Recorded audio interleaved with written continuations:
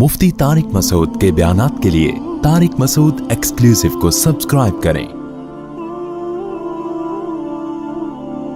Tariq Masood exclusive.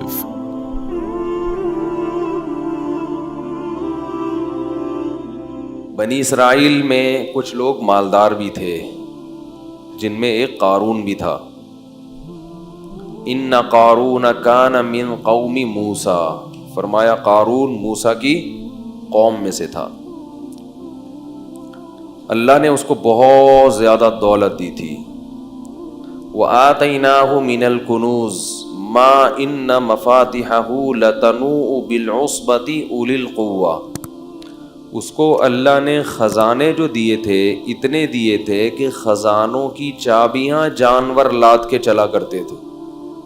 पहले ज़माने में बैंक तो होते नहीं थे ना, तो हर आदमी ने अपने ख़जानों के लिए खुद ही जगह बनाई हुई होती थी। और उस ज़माने में ख़जाना करेंसी को नहीं कहते थे, करेंसी की सूरत में नहीं, ये तो कागज़ के नोट हैं। जब हुकूमत कहते कि कलदम, तो ये 5,000 का नोट चाय में डबो के खाने के काम भी नहीं आएगा। इससे अच्छा वो पापा होगा जो घर में रखा हुआ है। ये तो एक फर्जी चीज़ है ना। सोने और चांदी के सिक्के वो होते थे असल ख़जाना। तो उसकी जो ख़जाने थे उसकी चाबियां क्या होती थी, एक जमात लेके चला करती थी। इतने बड़े बड़ी चाबियां उसकी। जी भाई, अच्छा। व आतैनाहु मिनल कुनूज़ मा इन्ना मफातिहहु लतनूउ बिल उस्बती उलिल कुव्वा।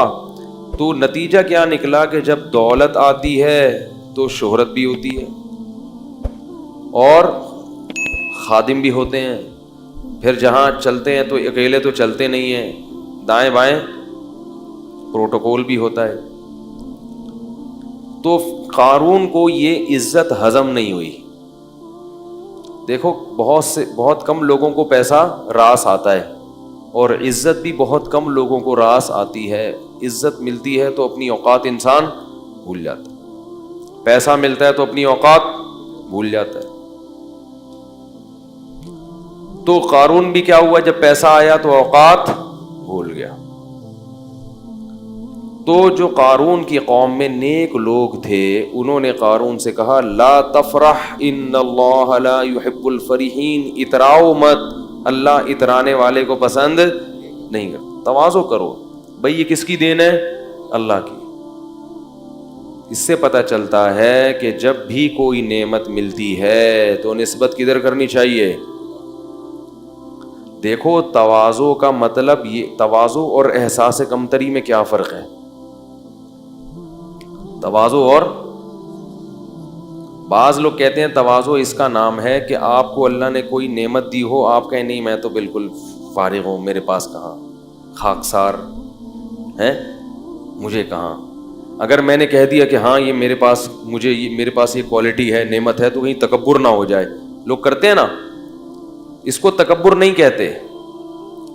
अगर आपके पास नेमत है और आपको पता ही नहीं कि अल्लाह ने मुझे कोई सलाहियत दी है, तो ये तवाज़ो नहीं है, ये एहसास कमतरी है, जिसकी वजह से आप कभी भी तरक्की, इंसान को ये पता होना चाहिए कि मेरे अंदर क्या खुसूसियात हैं, क्या क्वालिटीज़ हैं और क्या बुराइयां हैं, ताकि बुराइयों से बचने की कोशिश करे और अपनी सलाहियतों से फ़ायदा उठाए।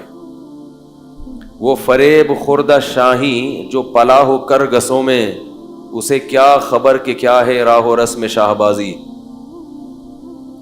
शाहीन का जो बच्चा था ना, अंडा, वो कहीं गिद्धों के घोंसले में चला गया। गिद्ध जानते हैं, वो जो मुर्दार खाता है उसकी शक्ल भी बड़ी मकरूसी होती है, सर के वहां बाल उड़े हुए होते हैं, उसके पीछे के गुद्दी के मुर्दे निकाल के खाता है वो। और शाहीन बड़ा ख़ानदानी जानवर है, उसकी शक्ल भी खूबसूरत। अल्लाह ने जानवरों को जो जैसे काम दिए ना, उसी हिसाब से उनकी शक्ल भी बनाई है। ये भी इसकी अलामत है कि ये कायनात इत्तिफाक से वजूद में नहीं आई, इसको एक सोचे समझे मंसूबे के तहत डिज़ाइन किया गया है। शेर की शक्ल भी कैसी है?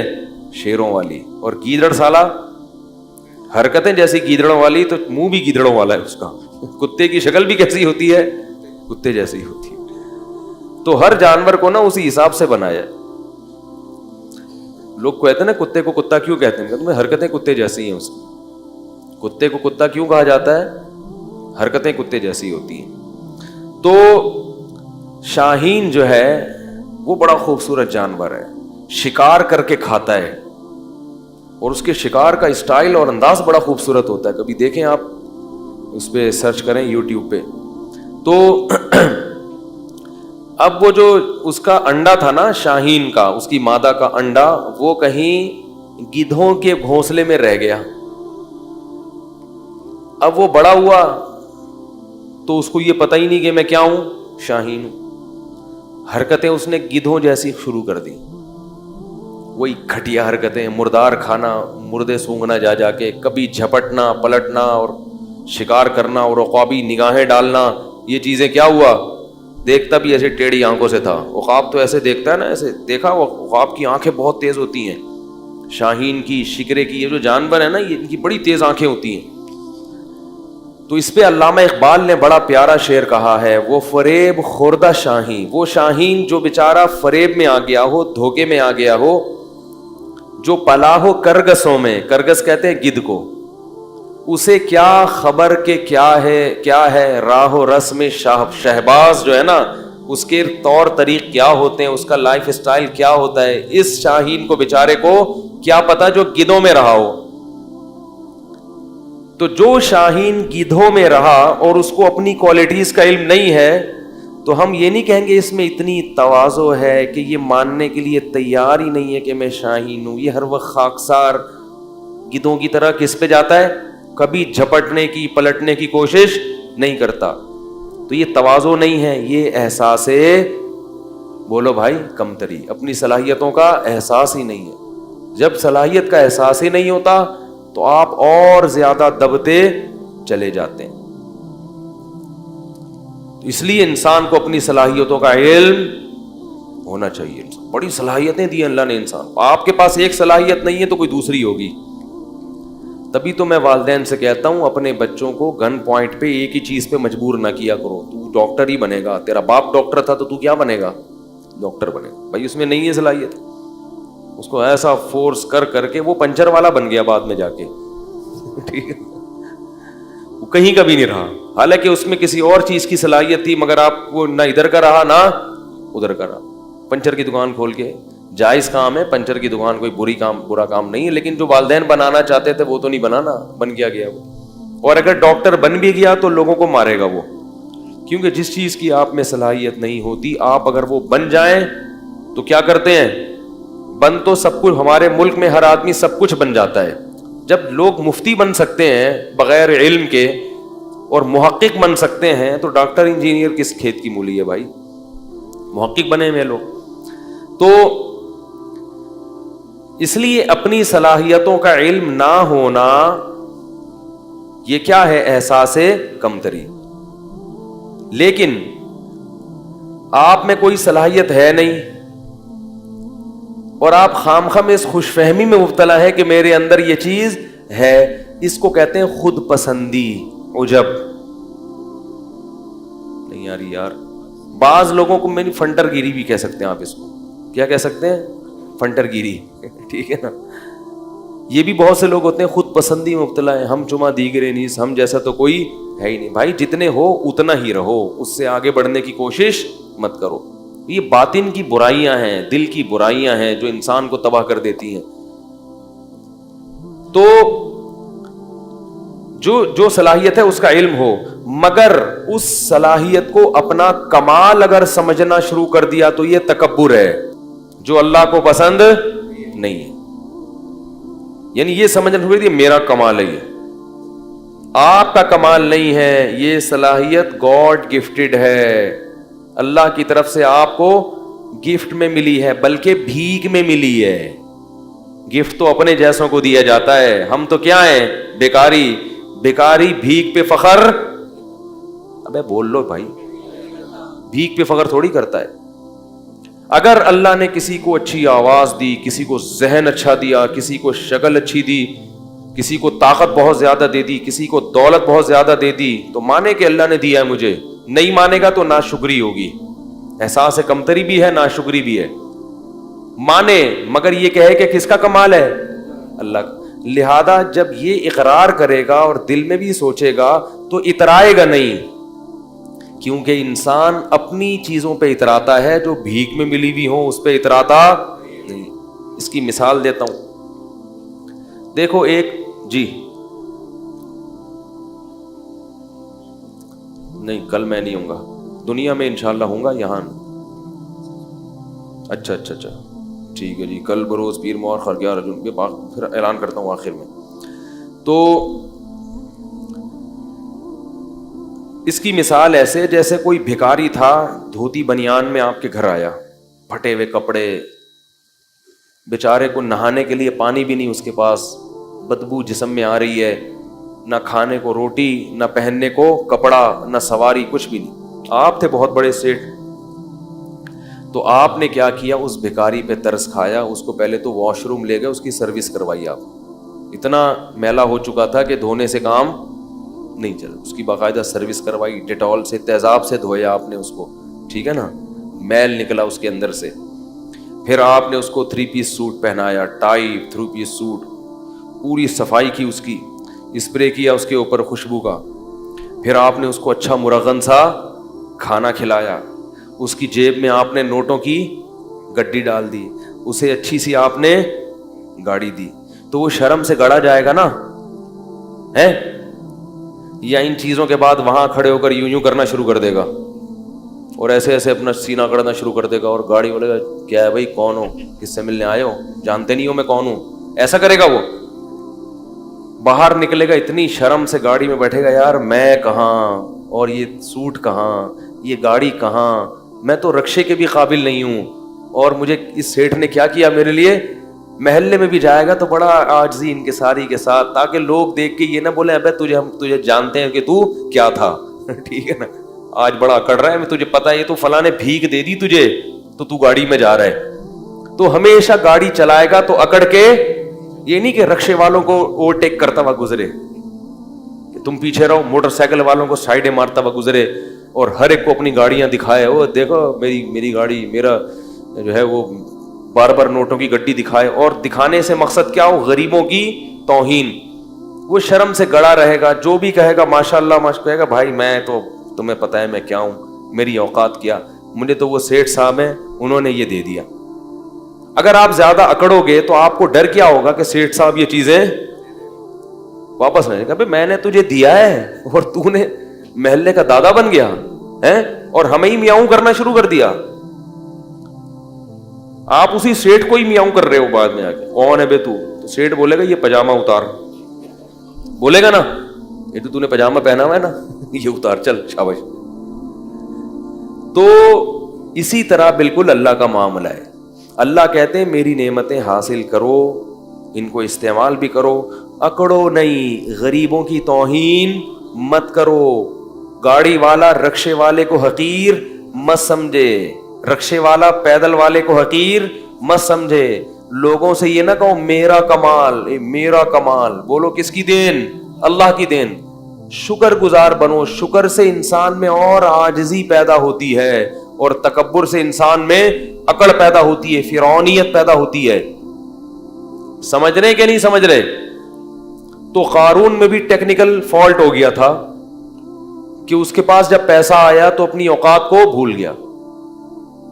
اللہ بھی جب یہ تو سب اللہ دے رہا ہے نا، اور ہم بھی اپنی اوقات کو بھول جاتے ہیں۔ ہماری اوقات کیا ہے؟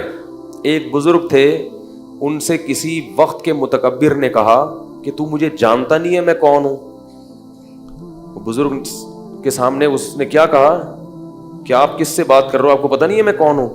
تو ان بزرگ نے کہا میں تیرا ماضی بھی جانتا ہوں، تیرا حال بھی جانتا ہوں، اور تیرا فیوچر بھی، مستقبل بھی جانتا ہوں۔ وہ بڑا حیران ہوا کہ اس کو تو میرے بارے میں ساری معلومات ہیں، پھر یہ ایسے مجھ سے ایسے کیوں بات کر رہے ہیں؟ انہوں نے کہا بتا میرا ماضی کیا ہے۔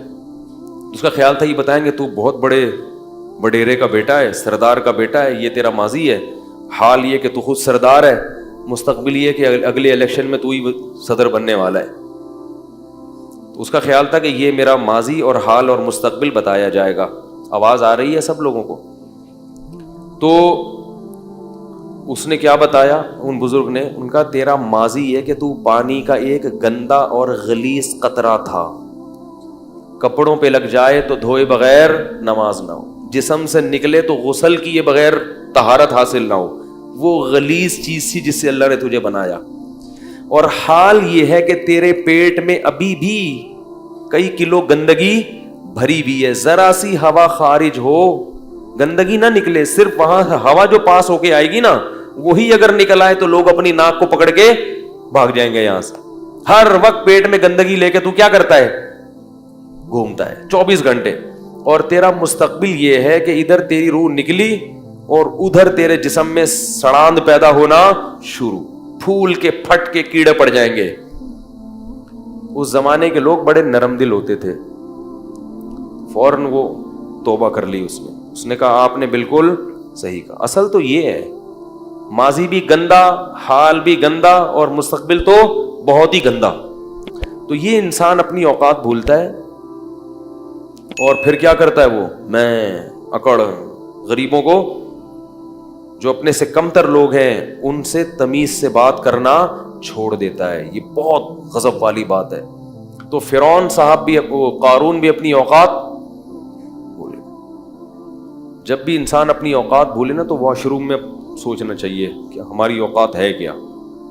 کتنی گندگی، کتنے عیب اللہ نے انسان کے ساتھ لگا دیے ہیں. اس لیے انسان، ہمارے حضرت فرمایا کرتے تھے کہ تکبر ہمیشہ احمق اور بے وقوف آدمی میں ہوتا ہے، عقل مند کبھی بھی متکبر نہیں ہوگا.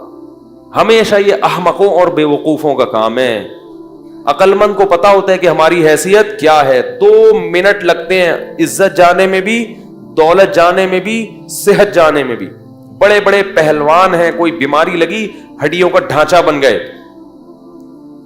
2 منٹ لگتے ہیں انسان کو تباہ ہونے میں، پھر بھی اکڑتا ہے میں یوں میں یوں میں یوں. تو قارون کو حضرت موسیٰ علیہ السلام نے فرمایا، ان کی قوم نے کہا لا تفرح، اتراؤ مت، ان اللہ لا يحب الفرحین.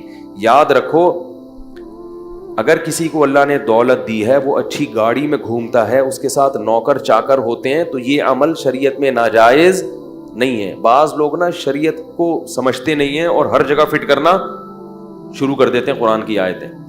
اترانا کسے کہتے ہیں یہ میں نے آپ کو بتا دیا. محض خادم کثرت سے رکھنا، خدمت گزار. اگر اللہ نے آپ کو پیسہ دیا تو آپ خادم رکھ سکتے ہو، 10 خادم رکھو، آپ خادم بھی رکھو، گاڑی بھی اچھی رکھو، کپڑا بھی اچھا پہنو، لگژری لائف اسٹائل اختیار کرو. تو اللہ کی نعمتوں سے لطف اندوز ہونا یہ تکبر نہیں ہے. اللہ کی نعمتوں پہ اترانا یہ کیا ہے؟ تکبر ہے. علماء نے مسئلہ بیان کیا ہے، فقہاء نے، کہ اگر کوئی شخص کسی مالدار گھرانے کی خاتون سے شادی کرتا ہے، جس خاتون کے گھر میں خود کام کرنے کا رواج نہیں ہے، اتنے لگژری لائف اسٹائل ہے ان کا کہ ان کے ہاں نوکر کام کاج کرتے ہیں، عورتیں گھر کے کام نہیں کرتی. تو فقہاء نے لکھا ہے کہ اگر ایسے گھرانے سے آپ بیوی لے کر آئے تو آپ اس سے گھر کی خدمت نہیں کرا سکتے، بلکہ آپ کو اس کے لیے نوکر کا انتظام کرنا پڑے گا. کیوں؟ قرآن کہتا ہے عاشروہن بالمعروف، عرف کے مطابق ان سے پیش آؤ. تو ان کا عرف یہی ہے کہ ان کے ہاں کام، پیسہ اللہ نے زیادہ دیا ہے تو بھائی وہ کہتے ہیں ہمیں پیسہ ہے تو ہم کیوں پکائیں روٹی، ہم نوکر رکھ لیں گے. تو یہ جائز ہے اس میں اگر ہو پیسہ. نہیں ہے تو خام خواہ میں شو بازی کی کوشش نہ کرو، قرضے لے لیکن صرف دنیا کو دکھانے کے لیے کہ ہم لوگ اصل میں بہت اعلیٰ خاندان کے ہیں، ہمارے ہاں خود کام نہیں ہوتا، نوکر ہمارے ہاں روٹی پکاتا ہے، نوکر کو دینے کے لیے تنخواہ ہے نہیں. تو ایسا نہ ہو، شو بازی اچھی چیز نہیں ہے. اگر اللہ نے دیا ہے تو ٹھیک ہے، نوکر رکھے جائیں، ماسیاں رکھی جائیں.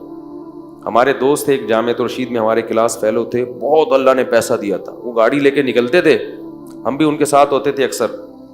گاڑی پنچر ہوئی نا تو یہ نہیں کرتے تھے کہ وہ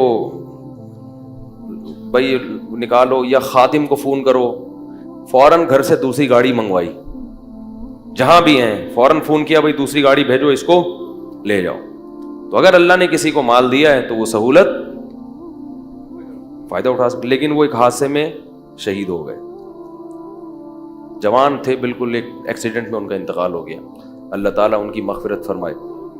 بڑے نیک عالم تھے. تو کیا کہہ رہا تھا میں؟ ہاں میں یہ عرض کر رہا تھا کہ اگر کوئی لگژری لائف اسٹائل اختیار کرتا ہے تو اس پہ تکبر کے فتوے کیونکہ لوگ لگاتے ہیں، یہ عالم کرولا میں گھوم رہا ہے، یہ لینڈ کروزر میں گھوم رہے ہیں.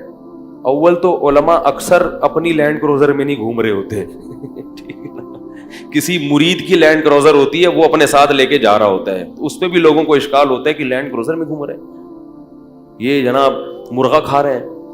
تو اگر وہ اپنی بھی لینڈ کروزر میں گھوم رہے ہیں، اگر اللہ نے ان کو پیسہ دیا ہے تو آپ کو تکلیف نہیں ہونی چاہیے، آپ کو خوشی ہونی چاہیے. ماشاء اللہ بڑی خوشی ہوئی کہ مفتی صاحب کے پاس کیا ہے؟ لینڈ کروزر ہے. ٹھیک ہے، تو یہ خوش ہونا چاہیے. سمجھ رہے؟ لوگ کہتے ہیں کہ نبی تو گدھے پہ گھوما کرتے تھے، تو ٹھیک ہے پھر گدھے لا کے باندھ دیں یہاں پہ آپ. بھائی اس زمانے کا جو سواری تھی، اس زمانے کی جو خوراکیں تھیں وہ نہیں ہیں اب. جو سواری تھی نا، خوراکیں تو چلو وہ تو وہی ہیں، وہ تو سارا سسٹم چینج ہو گیا نا. تو نبی نے بھی اپنے دور کے لحاظ سے سواریوں کو اختیار کیا ہے، اور ہم اپنے زمانے کے لحاظ سے سواریوں کو اختیار کریں گے. خیر، تو قارون سے کہا کہ لا تفرح اترامت ان اللہ لا يحب الفرحین وابتغی فیما آتاک اللہ الدار الآخرہ. ہر پیسے والے کو یہ حکم ہے جو قارون کو دیا جا رہا ہے کہ اللہ نے تجھے جو نعمتیں دی ہیں اس سے آخرت کی فکر بھی کر، کیونکہ پیسے سے جیسے دنیا کے مزے حاصل ہوتے ہیں آخرت کے مزے بھی پیسے سے حاصل ہو سکتے ہیں. سارا دنیا پہ ہی لگا رہا ہے، آخرت کے لیے بھی تو کوئی ڈپازٹ کر. بھائی اللہ نے آپ کو اتنا پیسہ دیا ہے، اتنے نوکر چاکر سب، تو کچھ حصہ آخرت کے لیے بھی تو رکھو کہ میرے گناہوں کی معافی میں وہ کام آئے. آخرت کے لیے تو کچھ کر ہی نہیں رہا. اور وَلَا تَنْسَ نَصِيبَكَ مِنَ الدُّنْيَا، اور اے قارون یہ مت بھول کہ تو نے دنیا میں رہنا کتنا ہے. جتنا دنیا میں حصہ ہے نا اس کو بھولنا نہیں ہے، وہ بہت تھوڑا سا ہے. دولت تو ہے اتنی مگر عمر لمبی. بھائی آپ ارب پتی بن سکتے ہو، پوری دنیا کی دولت خرید سکتے ہو، مگر عمریں 60-70 سال سے اوپر تجاوز نہیں کرتی. تو کھا تھوڑی سکتے ہو اتنا، کھا تو اتنا ہی، پیٹ بھی اتنا ہی ہے، روٹی بھی 2 ہی کھا سکتے. اب ایک آدمی کے پاس کروڑوں روپے آ گئے تو کیا کھائے گا وہ؟ بھائی غریب تھا تو ناشتہ ہی نہیں کرتا تھا، ذرا پیسہ زیادہ آ گیا تو پراٹھا کھا لیا اس نے، اور پیسہ آ گیا تو پراٹھے کے ساتھ انڈا بھی ہو گیا، اور کیا کرے گا؟ بریڈ کھا لے گا، اور کیا کر لے گا؟ بھائی پیٹ تھوڑی بڑا ہو رہا ہے. تو ایک حد ہے، اس سے آگے نہیں ہو سکتا. تو کہا کہ دنیا میں کتنا رہنا ہے اس کو بھول مت. تو تیری دولت سے ایسا لگ رہا ہے کہ تو ہمیشہ یہاں رہنے کے لیے آیا ہے. کتنی اچھی نصیحت تھی، ذرا سی بھی سینس ہوتی تو فوراً مان لیتا. اور ایک بات یہ بھی کی، احسن کما احسن اللہ الیک، جیسے اللہ نے تجھ پر احسان کیا ہے تو بھی اللہ کی مخلوق پر احسان. تیرے پاس اتنا ہے، یہاں لوگوں کو کھانے کی روٹی نہیں، بنی اسرائیل پہ ظلم ہو رہا ہے، تو بھی کیا کر، اپنی قوم کے لوگوں پہ خرچ کر، آخرت بنا اس سے آخرت. تو جواب میں کیا کہتا ہے؟ وَأَحْسِن كَمَا أَحْسَنَ اللَّهُ إِلَيْكَ إِنَّ اللَّهَ يُحِبُّ الْمُحْسِنِينَ. تو جواب میں کہتا ہے انما اوتیتہ علی علم عندی، یہ میں نے اپنی مہارت اور اپنی محنت سے کمایا ہے. مجھے اللہ نے، میرے پاس دماغ کیسا ہے؟ خاص دماغ ہے. اس دماغ کو لڑا کے میں نے کیا کیا ہے؟ تو میں نے کمایا ہے. جو غریب ہے وہ اپنی مرضی سے غریب ہے، میں نے تھوڑی کہا کسی کو غریب بنو. آج مالدار آدمی یہ بات زبان سے کہتا نہیں ہے مگر دل میں ہوتی ہے یہ کہ بھائی وہ نہیں، میں نے ایکچولی وہ ہے محنت نہیں کر سکے، میں نے تو اتنی محنت کی ہے، میں تو ایسا دماغ لڑایا ہے، تو میں اپنا پیسہ کسی اور کو کیوں دوں. حالانکہ محنت بہت لوگ کرتے ہیں، ملتا ہر ایک کو. اگر محنت میں ملتا تو مزدور سب سے مالدار ہوتے ہیں. سب سے زیادہ محنتی کون ہوتے ہیں؟ گڑھا کھودنے والے. اور اگر ذہانت میں ملتا تو بے وقوف تو بیچارے بھوکے مر جاتے. میں نے اپنی زندگی میں زیادہ تر، سب کی بات نہیں کر رہا، زیادہ تر بے وقوفوں کے پاس پیسہ دیکھا ہے. سب نہیں، بہت ذہین لوگوں کے پاس بھی ہوتے ہیں، لیکن زیادہ تر کس کے پاس ہوتا ہے؟ امام شافعی نے اسی لیے تو کہا لو کان بالحیل الغنا لوجدتنی بنجوم اقطار السماء تعلقی لیکن من رزق الحجا حرم الغنا ضدان مفترقان ای تفرقی. کہتے ہیں جس ایسا لگتا ہے، امام شافعی کہتے ہیں جس کو اللہ نے عقل دی ہے اس سے رزق چھین لیا. ٹھیک ہے، جس کے پاس دماغ ہے اس کے پاس اکثر جیبیں بیچارے کی خالی ہوتی. ضدانی مفترقانی، کہتے ہیں ایسا لگتا ہے یہ دونوں ایک دوسرے کی بالکل اپوزٹ ہیں، جمع ہی نہیں ہو سکتے. ہوتے ہیں لیکن ایک شاعری میں تو تھوڑا مبالغہ کیا جاتا ہے نا کسی بات کو بتانے کے لیے. آگے کہتے ہیں لاکن مل رزق لو کان بالحیل الغنا لوجدتنی، اگر ہیلے سے محنت سے پیسہ مل جاتا تو مجھے دیکھتے بنجوم اقطار السماء تعلقی، آسمان کے ستاروں میں پہنچا ہوا ہوتا. یعنی ایک لوگوں کی ایک حالت بیان کر رہے ہیں. آگے بتاتے ہیں کہ پیسہ ملتا ہے قسمت سے. اس کو ایک شعر میں بڑے پیارے انداز سے سمجھایا. فرمایا اذا سمعت بان محروما اتا، اذا سمعت بان مشدودا حوا عودا فاثمر في يديه فصدقي، واذا سمعت بان محروما اتا ماء ليشربه فغاض فصدقي. بڑا ٹائٹ شعر ہے. کہتے جب تم سنو کہ ایک خوش قسمت آدمی تھا، کوئی اسباب نہیں، اس کے پاس کوئی وسائل نہیں، لیکن اس نے کیا ایک ٹہنی پکڑی اور ٹہنی نے اس کے ہاتھ میں پھل دینا شروع کر دیے، تو تصدیق کر دیا کرو خوش قسمتوں کے ساتھ ایسا ہوتا ہے. ان کو پودے لگانے کی ضرورت، کھیتی باڑی کی ضرورت نہیں ہوتی، وہ جس کام میں ہاتھ ڈالیں وہ پھل دینا، وہ ٹہنیاں ان کے ہاتھوں میں پھل دیتی ہیں. اور کہا کہ وَإِذَا سَمِعْتَ بِأَنَّ مَحْرُومًا أَتَى مَاءً لِيَشْرَبَهُ فَغَاضَ فَصَدِّقِي. اور جب سنو کوئی بدقسمت آدمی ہے جس کے کام اللہ نے ارادہ کیا ہے کہ صحیح ہو گئی نہیں، تو اس کو بیچارے کو پیاس لگی، پانی نظر آیا اور دیکھا کنواں پانی سے کیا ہے بھرا ہوا، وہ خوش ہو گیا، چلو پانی تو ملے گا، چلو کچھ نہیں مل رہا پانی تو ملے گا. وہ کنویں کے قریب آیا اور پانی اس کو دیکھ کے نیچے ہو گیا. انہوں نے کہا فحققی، اس کی بھی تصدیق کر دیا کرو، بدقسمتوں کے ساتھ ایسا ہوتا ہے. سارے اسباب ہوتے ہیں لیکن ان کو نہیں ملتا. تو یہ سب کس کی دین ہے بھائی؟ اللہ کی. یبسط الرزق لمن یشاء، جس کے لیے چاہتا ہے رزق کے دروازے کھول دیتا ہے، ویقبض، جس کے لیے چاہتا ہے دروازے بند کر دیتا ہے. جس کو رزق کثرت سے دیتا ہے اس کو بھی آزماتا ہے، اور جس پہ رزق کے دروازے تنگ کرتا ہے اس کو بھی آزماتا ہے. تو یہ بتا دیتا ہے کہ جس کے پاس پیسہ ہے اس کو اترانے کی ضرورت نہیں، تھوڑے دن میں یہ بھی چھن جائے گا. اور جس کے پاس غربت ہے اس کو بے صبری کی ضرورت نہیں ہے، یہ غربت تھوڑے دن میں ختم. مر جاؤ گے تو پھر نوٹوں کی کفن میں جیب اس لیے تو نہیں ہوتی نا، کفن میں تو کچھ بھی نہیں ہے. قبر کھود کے دیکھو تو پتہ ہی نہیں چلے گا کہ یہ کوئی مالدار آدمی تھا، غریب تھا، آفیسر تھا، چپڑاسی تھا، سب ایک ہی طرح کے کپڑے پہن کے سو رہے ہوتے، کوئی پتہ ہی نہیں چلتا. کیڑے سب پہ ایک ہی جتنے ہوتے ہیں. یہ نہیں کہ غریب کی لاش پہ کیڑے زیادہ ہوں گے، دولت مند کی لاش پہ کیڑے کم ہوں گے کہ یہ آفیسر تھے، ایسا نہیں ہے. کیڑے یہ نہیں دیکھتے، ٹھیک ہے نا. تو اس کو یہ کہا تو وہ جواب میں کیا کہتا ہے، انما اوتیتہ علی علم عندی. بھائی میرے پاس ایسے ہنر ہے، ایسے فنون ہیں جن کی وجہ سے میں نے پیسہ کمایا. اللہ کو غضب آیا، اللہ نے فرمایا اولم یعلم ان اللہ قد اہلک قبلہ من القرون. اس کو پتہ نہیں ہے کہ تجھ سے بڑے بڑے لوگ اللہ نے ہلاک کر دیے پہلے، ان کے واقعات سے عبرت حاصل کر. فخرج علی قومہ فی زینتی، ایک دن اپنے جاہو لشکر کے ساتھ، اپنی زینت کے ساتھ نکلا کہیں باہر. قال الذین یریدون الحیات الدنیا، وہ لوگ جو لوگوں کی گاڑیاں بنگلے دیکھ کے رالیں ٹپکاتے ہیں نا، وہ کہنے لگے یا لیت لنا مثل ما اوتی قارون، ہائے کاش ہمیں بھی کچھ ایسا، ہمیں تو اس کوئی سالہ پوچھتا ہی نہیں ہے. کہتے ہیں نا لوگ. ایک آدمی ایک محلے میں گیا نا، کہہ رہے شکر ہے میری عزت نہیں ہے اس محلے میں. لوگوں نے پوچھا کیوں؟ کہہ رہے ورنہ بےزتی ہو جاتی بہت. آج میں نے کام ایسا کیا ہے کہ اگر عزت ہوتی تو بےزتی ہو جاتی. ایسے ایسے لوگ بھی ہیں، عزت ہی نہیں ہے، کوئی پوچھتا ہی نہیں ہے. تو وہ دیکھ کے کیا کہنے لگے، مائیں جب دیکھتی ہے نا یہ منظر تو چاہتی ہے ہمارا بیٹا بھی کیا بنے، یہ بنے، ایسی عزت، یہ لشکر ہو.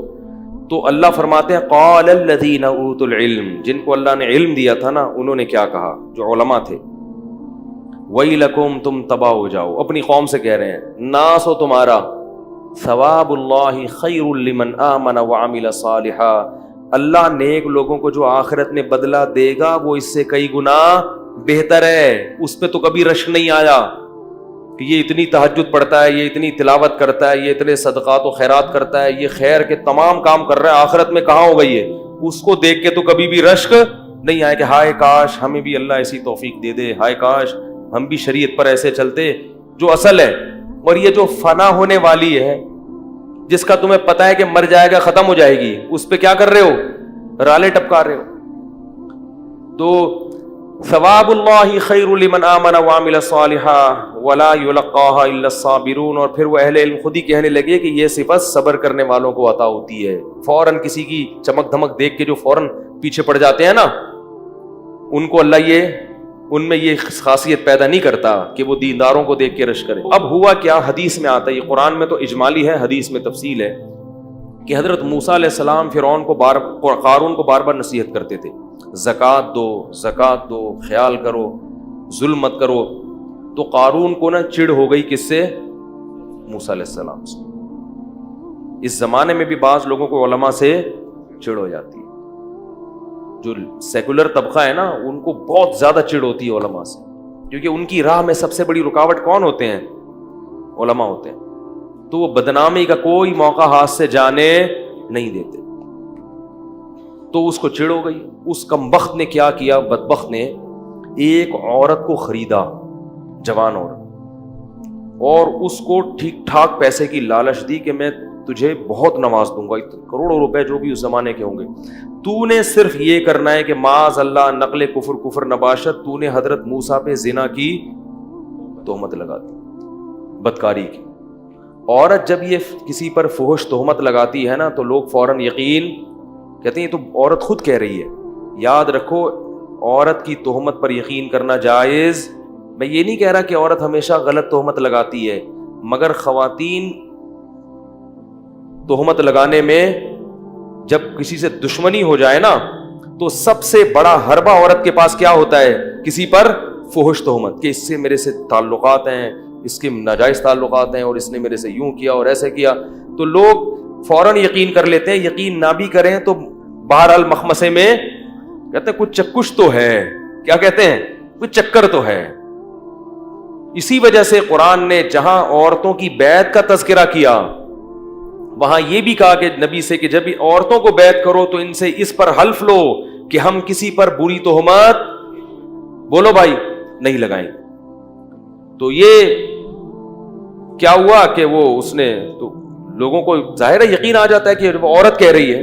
اور بنی اسرائیل تھے بھی تھوڑے سے نالائق تو تھے, وہ جو کامل ایمان والے تھے وہ تو یقین نہیں کرتے کہ بھئی پیغمبر ایسا نہیں کر سکتے, لیکن کچھ چکر میں تو پڑے جاتے نا.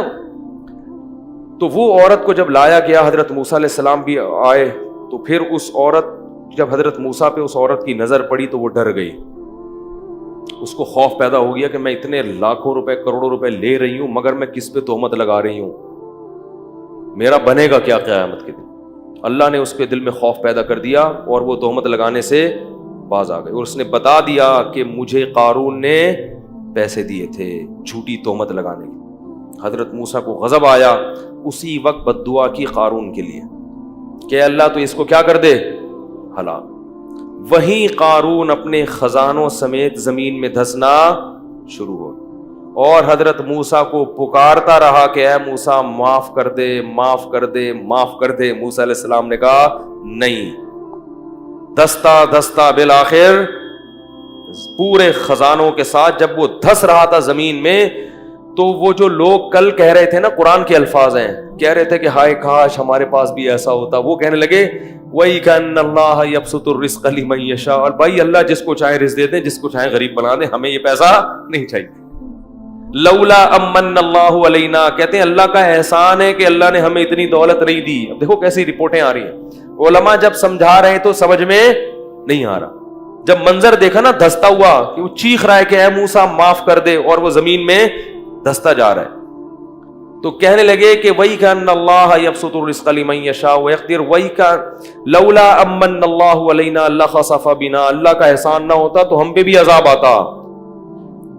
انہ لا یفلح الکافرون, اللہ کا انکار کرنے والے کبھی بھی کامیاب نہیں ہوتے.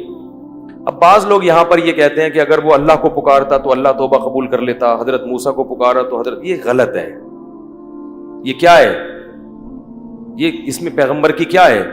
تو حضرت موسیٰ کو پکارنے کا مطلب یہی تھا کہ آپ کی بد دعا سے ہو رہا ہے تو آپ اللہ سے کہیں کہ مجھے بچا لے، جبکہ حضرت موسیٰ نے ارادہ کیا کہ اب بچانے کا نہیں ہے.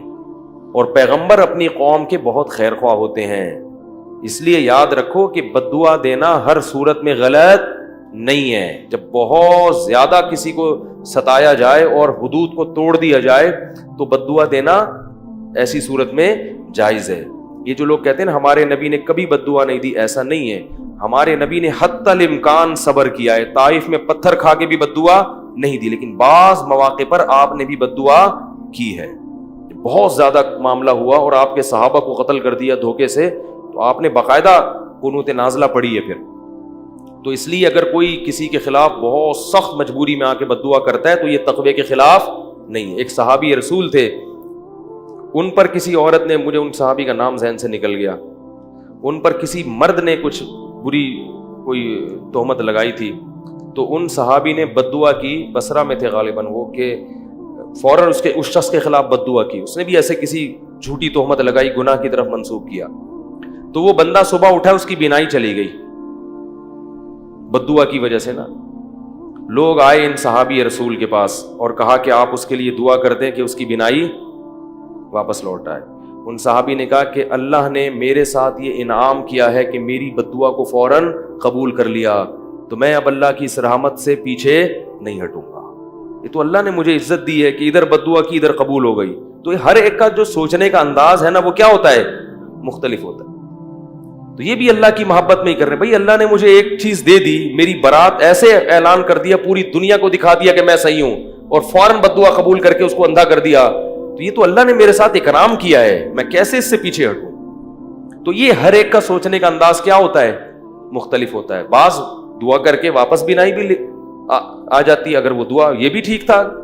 تو وہ جو بھی اہل اللہ ہیں وہ خود بہتر فیصلہ کرتے ہیں اس موقع پر کہ ہمیں دعا کرنی چاہیے یا بد دعا. لیکن بہرحال ہمارے نبی کی سیرت میں برداشت کا پہلو بہرحال غالب ہے. یہ جو چھوٹی چھوٹی باتوں پہ بد دعائیں اور خواتین کی بد دعائیں، اللہ بچائے، شکر ہے قبول نہیں ہو رہی. بچوں کو بد دعائیں، تیرا ناس ہو منوس، تیری گردن دبا دوں، مروڑ کے پھینک دوں، دھمکیاں. لیکن نبی صلی اللہ علیہ وسلم نے والدین کو منع کیا ہے اولاد کو بد دعا دینے سے. قبولیت کی گھڑی ہوتی ہے. اولاد، ماں باپ کی دعائیں جیسے اولاد کے حق میں بہت جلدی قبول ہوتی ہیں تو بد دعائیں بھی بہت جلدی. وہ حدیث میں واقعہ ہے نا، وقت کافی زیادہ ہو گیا، وہ واقعہ سناتا تو جلدی سے سنا دیتا ہوں، وہ تھوڑا سا 4-5 منٹ میں. یہ واقعہ تو ختم ہو گیا قارون کا. حدیث میں آتا ہے قارون قیامت تک دھستا رہے گا زمین میں، ابھی بھی دھس رہا ہے، وہ چلتا چلا جائے گا، چلتا چلا جائے گا. اللہ اس عذاب سے ہم سب کو بچائے.